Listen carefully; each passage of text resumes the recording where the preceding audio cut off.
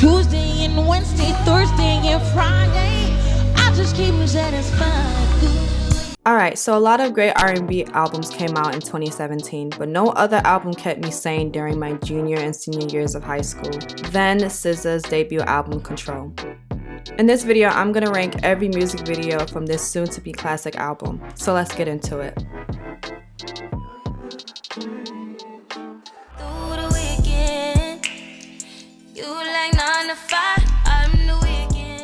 Let me get straight to the point. This is my least favorite video that came out of Control.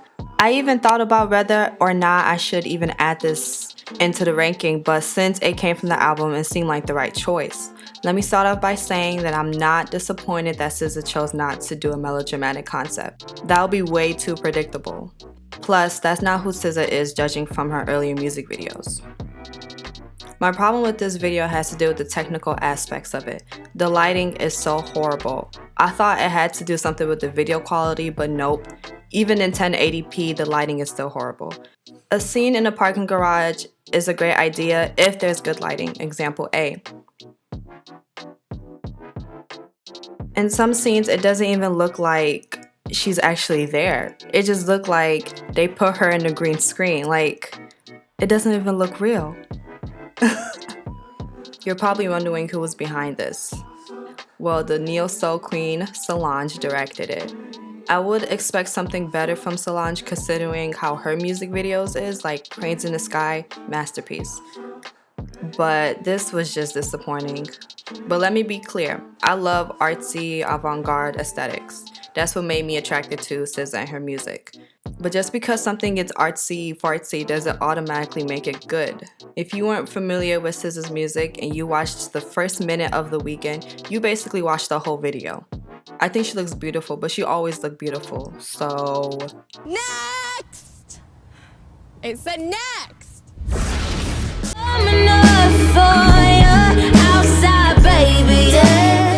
You know you're the shit when you've got Drew Barrymore in your music video.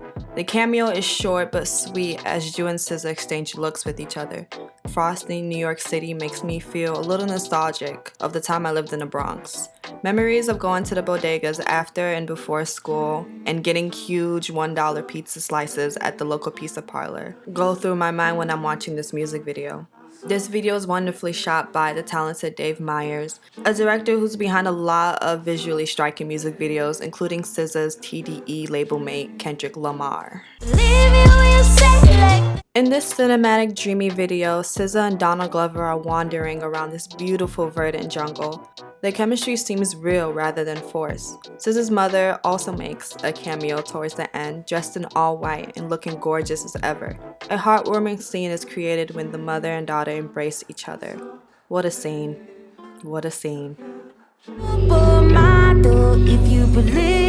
In this magical visual, SZA enters a mystical world and is now a fairy goddess with killer platform heels. I'm assuming that's her boyfriend taunting her since the song deals with self-image and love and stuff.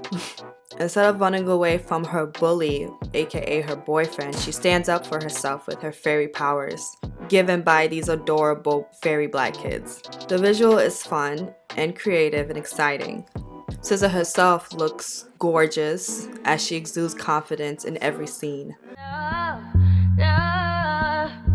This is already an iconic look from SZA. I remember this look being recreated by a number of YouTubers. It also became a popular Halloween costume in 2017. Scenes of SZA and Travis Scott being surrounded by a kaleidoscope of monarch butterflies is so visually pleasing and very on brand with SZA's earthy aesthetic. The steamy visual quickly turns into a straight slasher film with Travis chopped up by a murderous old woman. At first, I didn't get why he was getting sliced up, but based on the lyrical content, it could be a visual interpretation of SZA's mixed feelings towards her ex-lover. She's so fed up with him, she sets him up to be killed. I'm probably reaching for the stars on that one, but oh well, it's still a memorable video. Real niggas do not deserve. Yeah. Wow, what a great way to open the song. In this Kung Fu B movie, we get to see a different side of SZA. A sleek-haired Kung Fu fighting SZA, and Kendrick Lamar aka Kung Fu Kenny as her teacher. Some scenes remind me of Padme training the bride in Kill Bill, but a lot less cruel. Doves in the Wind is an action-packed, light-hearted video. There's not a lot of neo-soul videos like this one, and that's what I like about it. It's creative and fun. Speaking of creative and fun,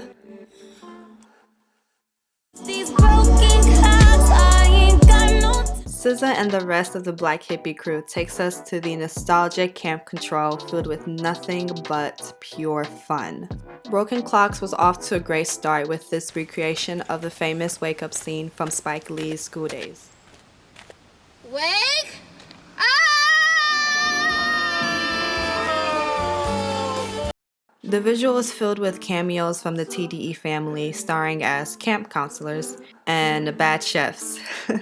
The hazy cinematography makes the visual look like a 70s slasher B-movie, but without the violence, of course, just good vibes. Broken Clocks reminds me of the camp I never went to because my parents were not having that.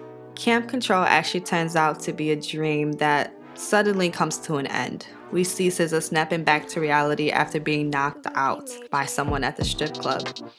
Broken Clocks provides a sort of escape for us going through this thing called adulting. Sometimes some of us just wish we can go back to our childhood, a time where we didn't have so many responsibilities. It must have been so fun filming this video.